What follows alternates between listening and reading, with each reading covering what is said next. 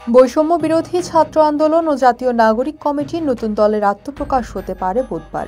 সম্ভাব্য এ তারিখ সামনে রেখে প্রস্তুতি নিচ্ছেন দুটি সংগঠনের শীর্ষ নেতারা। এই দলের আহ্বায়ক হিসেবে উপদেষ্টা নাহিদ ইসলাম এবং সদস্য সচিব হিসেবে আক্তার হোসেনের নাম এখন পর্যন্ত চূড়ান্ত বলে জানা গেছে। জুলাই গণ অভ্যুত্থানে নেতৃত্ব দানকারী আলোচিত মুখ হাসনাত আবদুল্লাহ ও সার্জিস আলম নতুন দলের গুরুত্বপূর্ণ পদেই থাকছেন। হাসনাত আবদুল্লাহকে দলের মুখপাত্র এবং সার্জিস আলমকে মুখ্য সংগঠক হিসেবে দায়িত্ব দেওয়া হতে পারে। দলের জ্যেষ্ঠ যুগ্ম আহ্বায়ক হিসেবে আলী আহসান জুনায়েদ ও যুগ্ম সদস্য সচিব হিসেবে নাসির উদ্দিন পাটোয়ারির নাম চূড়ান্ত বলে জানা গেছে।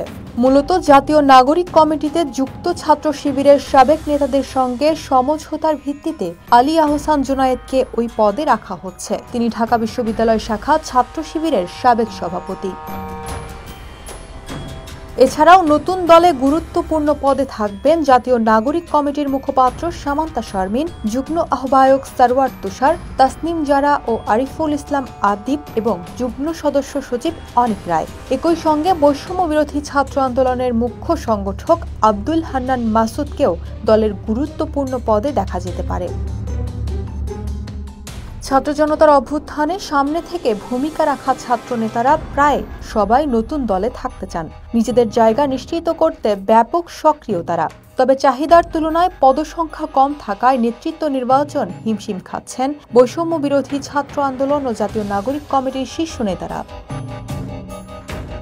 ছাত্রদের নতুন রাজনৈতিক দলে অনেক চমক থাকছে। বিভিন্ন রাজনৈতিক দলের নেতা, সরকারের সাবেক আমলা ও সামরিক বাহিনীর সাবেক কর্মকর্তারা যোগ দেবেন নতুন এই দলে। তারা ইতোমধ্যে ছাত্র নেতাদের প্রস্তাবও দিয়েছেন।